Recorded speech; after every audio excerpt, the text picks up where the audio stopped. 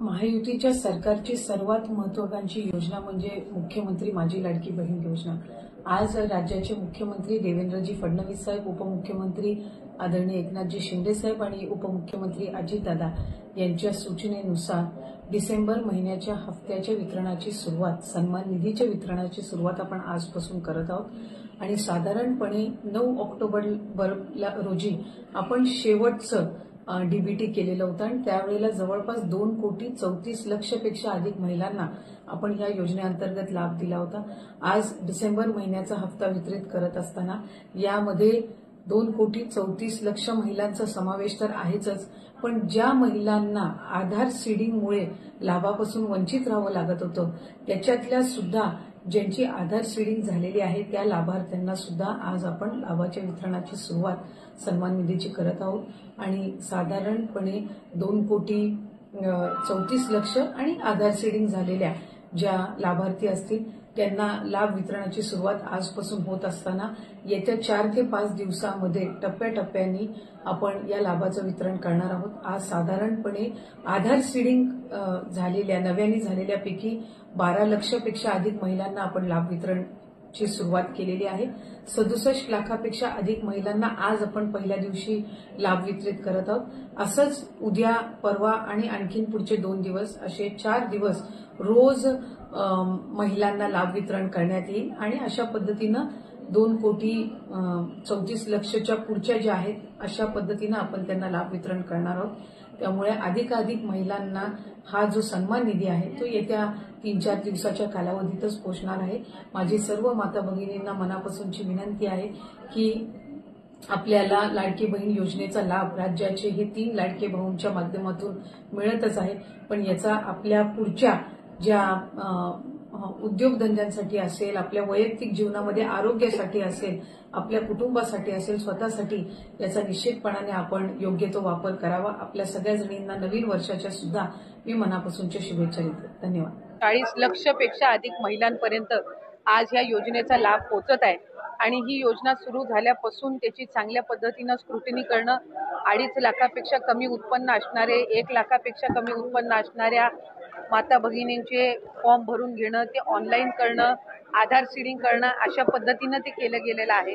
त्याच्यामुळे कुठेही स्क्रुटिनी ही 2.5 कोटी महिलांची किंवा लाभार्थ्यांची होणं हे शक्यही नाहीये आणि ते करणंही नाहीये, कारण आज त्या महिला 5 महिन्यापासून लाभ घेत आहेत। एक आणि दुसरी गोष्ट म्हणजे कोणाची जर तक्रार त्या संदर्भामध्ये पुढं मागं कधीही, म्हणजे आज मी आमदार म्हणून आपल्या सर्वांसोबत संवाद साधत आहे, मंत्री म्हणून मी त्या विभागाचं काम केलेलं आहे, पुढं मागं कधीही त्या संदर्भातली कुठली स्पेसिफिक तक्रार जर आली तर त्या संदर्भातला जो काही तेवढ्या पुरतची स्क्रुटिनी करण्याचा, म्हणजे उदाहरणार्थ एखाद्या XYZ जिल्ह्यातल्या 100 लाभार्थ्यांबद्दल जर तक्रार झाली तर त्या 100 लाभार्थ्यांपुरतची चौकशी करायची किंवा नाही हा सुद्धा, किंवा स्क्रुटिनी करायची किंवा नाही हा सुद्धा निर्णय हा शासन जर तशा पद्धतीचं कधी काही घडलं किंवा आलं तर त्या संदर्भामध्ये घेण्यात येईल।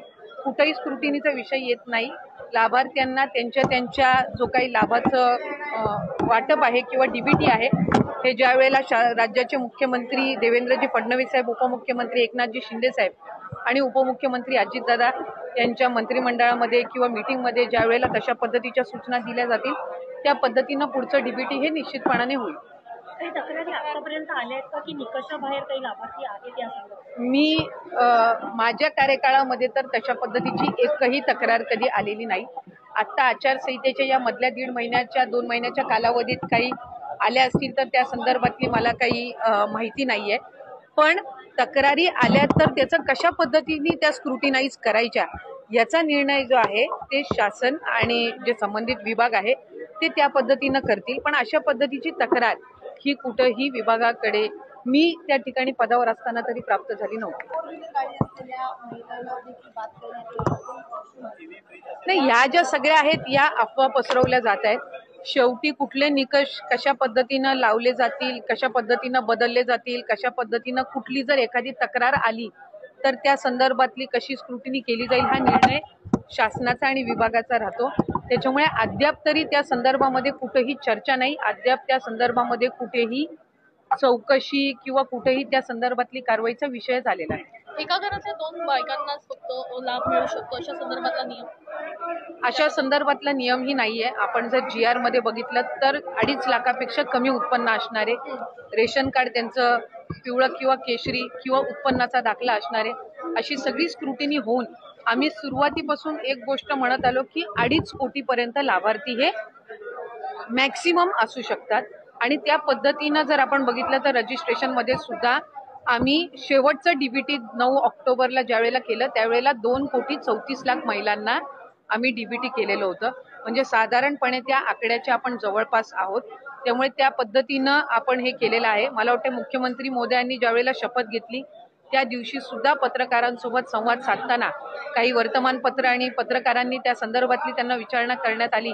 त्यावेळेला त्यांनी हेच सांगितलं की जे बजेट सेशन होईल, पुढचं बजेट सेशन होईल, त्यामध्ये जे 2100चा लाभ हा महिलांना आम्ही आमच्या मॅनिफेस्टोमध्ये कबूल केलेला आहे, त्या संदर्भातली जी काही योग्य ती घोषणा आहे ती केली जाईल.